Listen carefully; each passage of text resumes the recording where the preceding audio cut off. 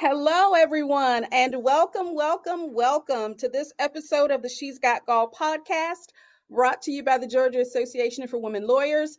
I am Ebony Phillips. I'm your host, and I am so excited for tonight's episode. We are in our series, The JD Advantage, Alternative, let me get that right. The JD Advantage, and that is all about exploring alternative careers for lawyers. Like, what else can we do with these law degrees that we've worked so hard for? Not necessarily want to abandon those always. Sometimes we do, but sometimes there's just a little pivot that we might want to do just to shake things up a little bit. Yeah. And the reason I'm so excited is because we have with us tonight attorney Lynita Mitchell-Blackwell. Now, Lynita is somebody who does a little bit of everything and does everything she does well. And so it's really, really a treat having her on. She is a public speaker. As I mentioned, she's an attorney, she's an intuitive business coach, she's a CPA, and she has published a number of books. And so one of the things that I hear a lot when I talk to other lawyers is I want to do something else with my law degree. I don't know exactly what I want to do. And then I actually have folks who say, you know what, I would love to write a book, but I don't know where to start. I don't know what to do. It just feels so daunting. And so Lynita is an expert on all things writing books, and among other things. And I will invite you to her website because I don't want to take up too much time with the intro. I want to dive right in. And her website is LynitaMitchellBlackwell.com. So just like her name, she keeps it easy for everybody. Feel free to go by her website, see what she's got going on. She does a lot of impactful work with a number of people in the community. And I think if you go by there, you will leave inspired. So without further ado, I want to welcome to the She's Got GAWL podcast, attorney Lynita Mitchell-Blackwell. Hey, Lynita. Hey, Ebony, thank you so much for having me. It's so great to be here. I'm excited. Anytime I get to talk to you or spend time with you, I'm excited because you always have an infectious energy about you. And which I'm not surprised at all. And I love, for our listeners who aren't watching, I'm holding up the copy of Lynita's latest book. It's called Live Life on Fire. And it's the guide to the ultimate successful life full of peace, joy, and fulfillment. And if you are watching this, you can see this cover and how it just jumps out at you.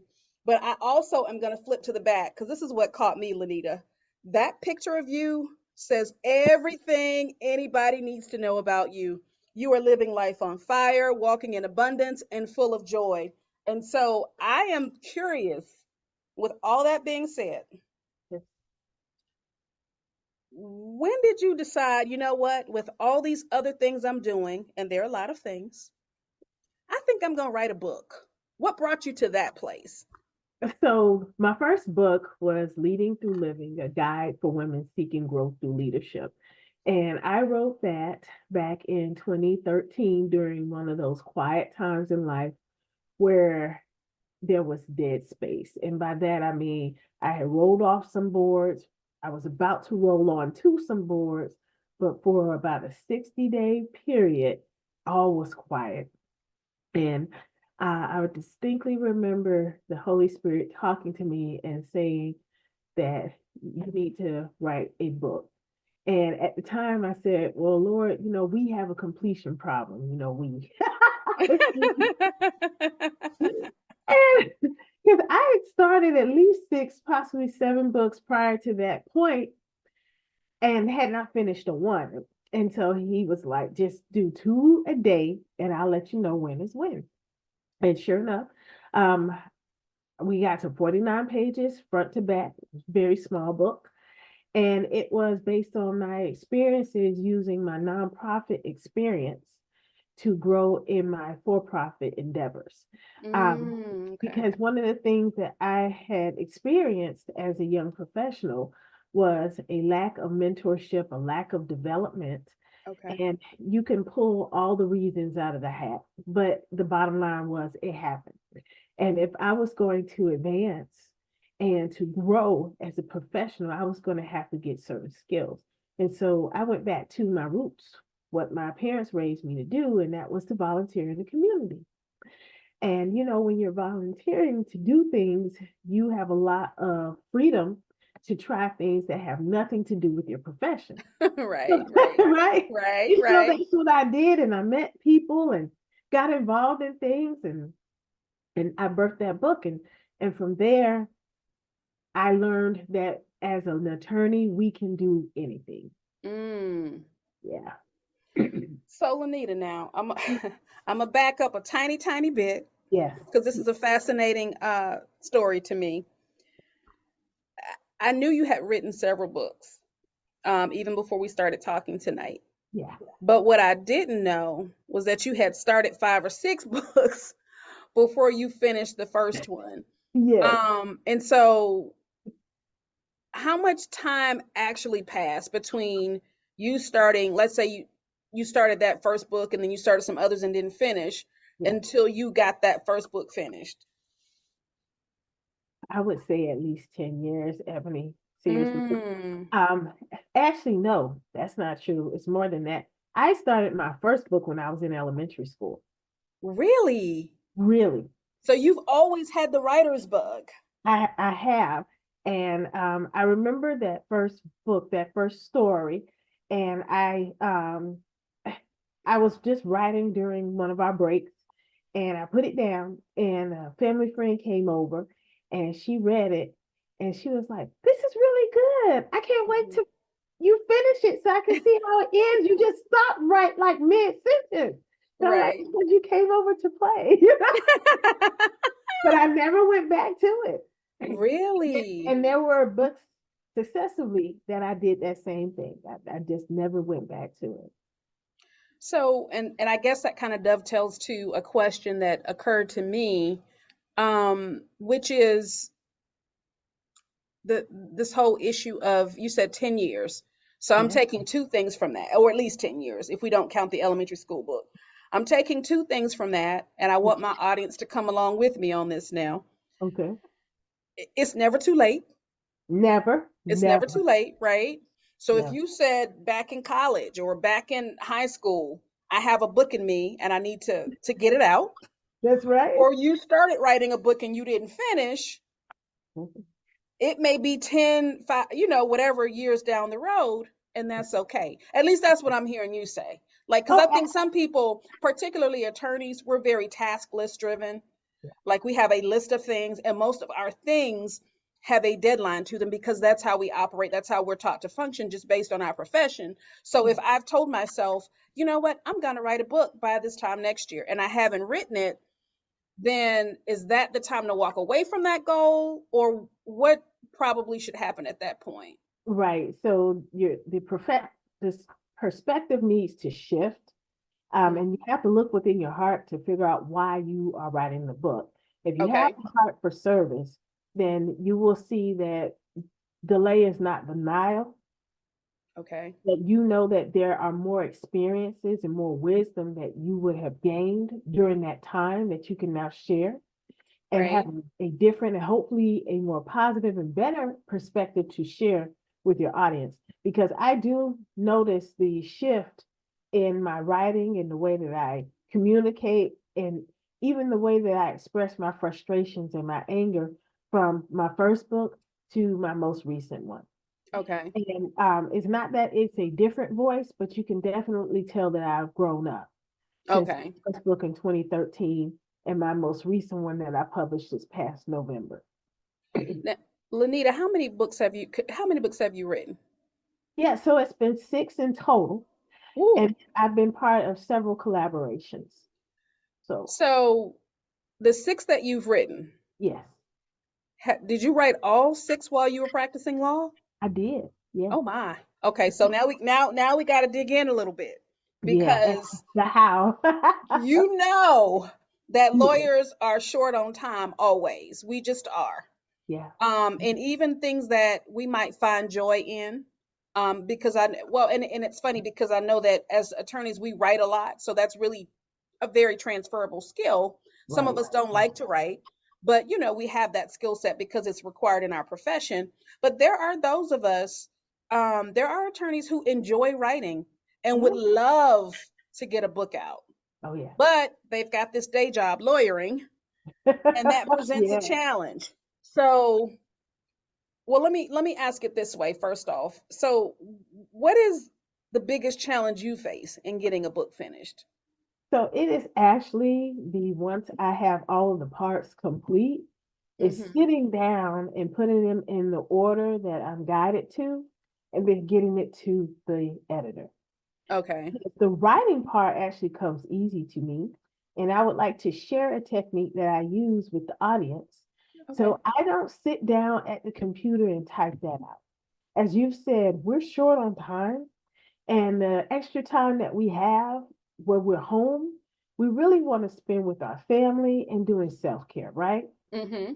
So during times where I am in the car, or even sometimes where a burst of inspiration comes to me while I'm exercising, or while I'm walking, or whatever I'm doing, I have my phone with me all the time. And these little nifty gadgets allow you to speak into them. And I prefer the apps that allow you to do the speech to text. Mm-hmm. But some people just speak directly into the audio, excuse me, and then have it transcribed. However you do it though, just get it done. Mm. Just get it done. Just So, start talking. because there's this notion that I'm glad you said that because I think there's a notion that you're supposed to block out a chunk of time, sit Right, in front of a laptop and right, type until you're tired, maybe. right. And what I think I'm hearing you say is because we're short on time, we Mhm. need to maximize the time we have. And so even if we don't start it in written form, even if we start it in, just by speaking it into the app or whatever it may be, at least you're getting it out and it's moving the project forward. That's correct. Okay. And is that like a new, I don't know, maybe I watch too much TV because all the authors I see in the movies, they sit in their study or wherever and they grab a laptop and they lock the door and nobody's to come in and they just write, write, write. So that technique you're describing sounds kind of new age to me. I mean, it might be, but literally, I wrote my last three books that way. And Did I you? feel, yes, yes, I did. And books number 4 and 5 were my meatiest at 225 and 200. Mm, So it's not like you're getting less. And I will also say that once I switched over to this new way of doing it, because I am a speaker, that's one of my gifts. And so that's how God shows up in my life is through my voice. And okay. so as I am talking, sometimes I am clear that what is coming through me is it's the divine, to the place where there have been times where I've gone through the process of doing the edit or the pre-edit before I turn it over to the editor. And I'm reading, and not a word is actually familiar. And it's not Okay. familiar because I know that that was from the creator. And I know that every book that you write is not going to be inspirational, motivational. Some of you are going to write nonfiction. Some of you are going to write fiction, sci-fi. You're going to do different things. But just remember that there is a creative energy within you that allows you to bring words forth. And whether that's through these 10 little digits or through your voice, just give yourself the space to get it done. Okay. That is great advice. Because I talk to colleagues and friends all the time who say, I want to write a book, I want to write a book. And I guess some of it maybe is like you said, figuring out, or getting clear about why you want to write or what you want to write. Yes. But I'm curious because I've read some of your books and you're a very prolific writer and very inspirational. But I don't want to presume that that's why you write, to be inspirational or to show off how well you can write. Why do you write books, Lanita? Why do you write? Yeah. So I write because that's what I feel within me. I will feel full and like there's something that has to come out. And sometimes when it's coming, I don't know that it's necessarily going to be a chapter. It might Okay. be the outline for a keynote or a workshop.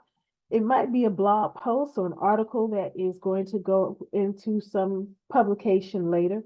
And sometimes it's just to be held. It was something that I needed to hear, and so Spirit brought it to me.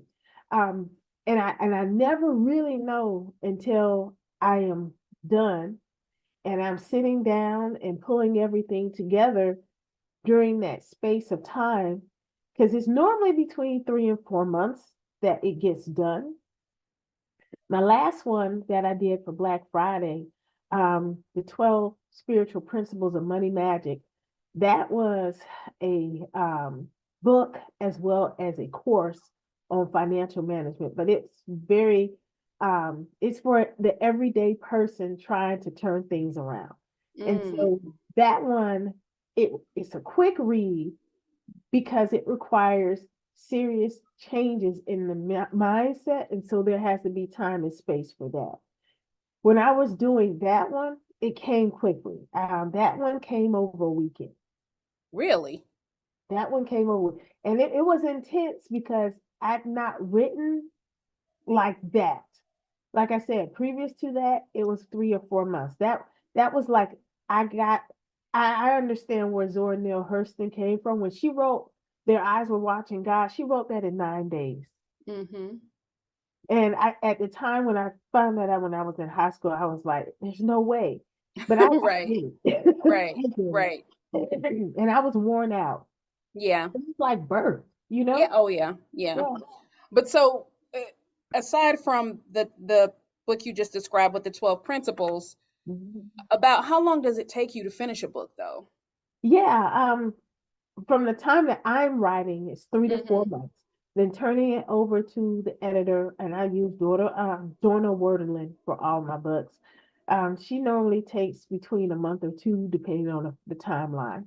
It comes Mm-hmm. back to me, I review, I send it back to her one more time, and then it's on to my graphic designer, Brianna Jasmine, to do the formatting to make it pretty.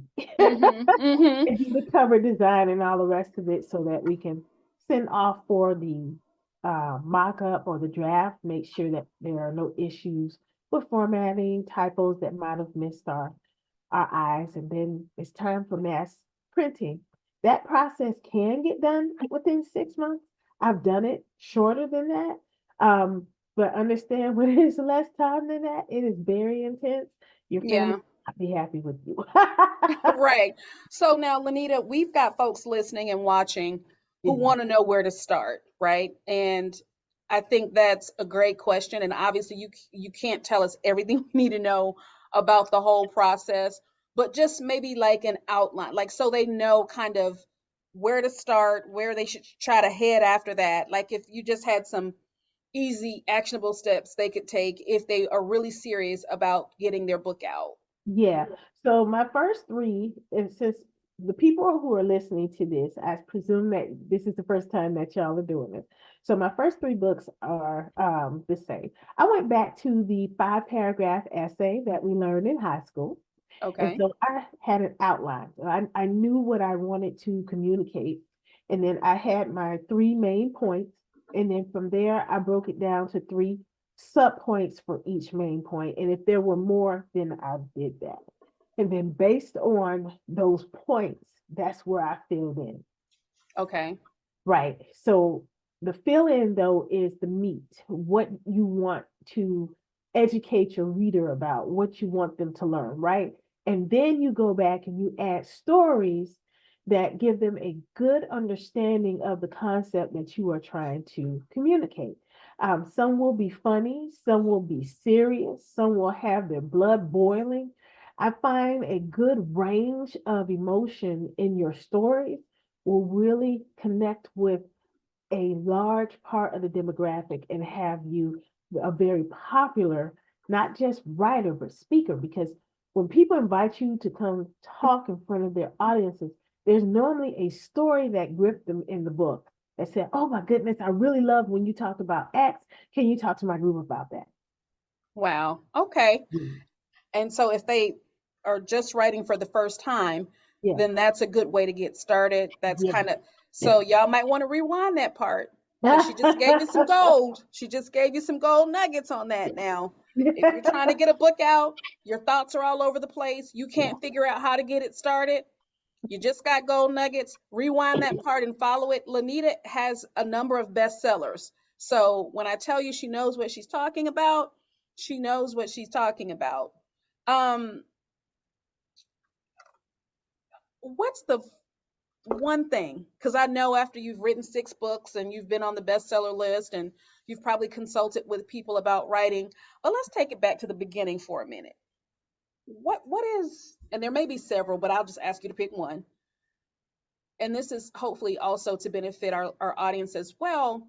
One thing you wish you had known about this journey to authorship before you even finished or wrote that first book, because I'm sure you've learned a lot of lessons along the way, but if you can remember all the way back to that first one. You know what? It's a lesson that it took me to my to live life on fire, the one that you have, Mm-hmm. where I got it, and that is to be patient. Be patient. Be Okay. patient. Because my first book, when I wrote it, I had in my mind, I want my book published for my birthday. Now, I finished the book at the end of January. My birthday is March 22nd.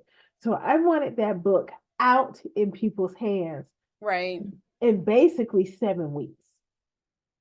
And no publisher that I contacted was going to be able to do that. And so that's actually how I started self-publishing and then publishing other people and then started my own publishing company. And so from the perspective of it led to other ways of using that JD, that was a lot Mm-hmm. of fun, right?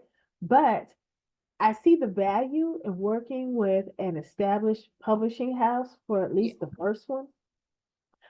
Even though I'm not going to tell you any stories, I don't care if you go through a publishing house or you self-publish, you are going to work.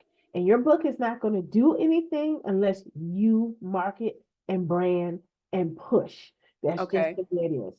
Because I've had friends who on their first book, they worked with a publishing company and they were coming and asking me, like, what do I do? Like, how do I push this? I Mm-hmm. was like, that's crazy. But it was true. Wow. Yeah. Wow. So, That, so that's the lesson, Ebony. Be patient. be patient. Okay. And that's been a lifelong journey of mine, learning more patience. But I'm way more patient than I've ever been before. So I'm going to give myself applause for that. But I know that I know there's much more work for me to be done in that area. And I know there's so much about writing books that you could share. I just appreciate you sharing your technique. I think is awesome. Your speech to app, I'm going to call it the speech to app technique, but also the writing technique where you broke down how people can actually start writing so that they can start to organize their thoughts so that it is something that an editor can turn into a book. And I know we've got to close. You're super busy. I just appreciate you coming by. But I wanted to ask, like, so maybe we didn't cover anything, or maybe there's a question I should have asked that I didn't ask that you feel might be a real nugget for folks who are trying to write, or because you do so many amazing things, I know that writing isn't your only forte. Just tell us anything we need to know. Send us off with some Lynita wisdom, and we'll be so appreciative. Absolutely. So there are two things that I would like to share with you. The first is you're going to have to use the power of your voice to move your book, and then that will then move you into a larger stratosphere of opportunities. The second is the more you write and the more you establish yourself as an expert in an area, the more opportunities that you're going to have. So those things kind of marry together. A little on the first one. So when I wrote my book and people invited me to come and speak to their organizations, I did not know there was a such thing as speak for pay. It's an entire industry where people, this is all they do is go from place to place and they get paid for speaking. And then it's quite lucrative. You can get something as small as a stipend of maybe $500, but there are speakers who literally make 20 and 25K for keynote address. Now, that last one is normally not just for the one speech. There's also some coaching involved and maybe some other follow up, right? But the fact that that is an opportunity that is afforded to you, and it is, ladies, please believe me, because you are an expert in something that no one else quite does like you, that's something that you can really sink your teeth into. The second thing, I had popularity with my first one, which was great, but it is even easier now that I have 6 books out because people get an idea and understanding of who I am, my values, that I'm consistent because I've been out here for a while and I'm saying pretty much the same thing. Now, does that mean every book that you write has to be along that line? Of course not. But I'm saying that just like the things that we have seen, and this is real big, but a great illustration. Diana Gabaldon with the Outlander series and also the writer of Game of Thrones. They had been writing since the 80s and the 90s, but Wow. they didn't really catch fire until they were in books 4 and 5. And once people saw that this was a saga, they were like, oh, I Wow. can get caught up in this world, that there's a Wow. place for me, that I won't just read it, feel good for 10 seconds, and then be lost out here. Because what people are really looking for, Ebony, is community. And so, Community. yeah, and so once you establish that this is the place, you are providing a place for people to feel heard and feel valued and appreciated, and that you are a place where they can come and it's going to be consistency, then they will stay. And please don't feel like you have to always be on for people because I take breaks. I go and Hmm. disappear from social and all the rest of it for months at a time. But folks know that I am coming back, and when I come back, I'm rested. And it is a good example to set for other people on the importance of taking care of yourself. Oh, I love that, how you wove self-care into that. Lynita, thank you so much. One of the things I didn't mention, which is very important for our audience, is that Lynita Mitchell-Blackwell is past president of the GAWL West Georgia chapter, and I should have led with that, so that's my fault. But she is committed to all things GAWL, along with, like I said, the other service things that she does. But we appreciate having her on. Her latest book is Live Life on Fire. It's inspiring, y'all. And so I would encourage everybody, if you just want to be inspired, and these are tough times and life is hard on folks and all the things, but sometimes we have to take a moment to breathe, right? And there's nothing like a good story, a good inspiring story, to just shake us up a little bit and remind us that as bad as we may think things are in the moment, it could be a lot worse. It could be absolutely a lot worse. So thank you so much for coming by, Lynita. I am thrilled that you stopped by. And I want to say to our audience, there are going to be parts of this you're going to want to rewind if you're serious about writing that book. She dropped some nuggets today. And then I invite you to her website, LynitaMitchellBlackwell.com, if you'd like to find out more about sort of the space that she's in and how she moves. And then I want to invite you also to the GAWL website, and we're spelling GAWL, GAWL, that's GAWL.org. We would love to have you as a member of GAWL. If you want to just go on the website and poke around, see what we've got going on, please by all means do that. If you feel inclined to join, there is a join button on the homepage.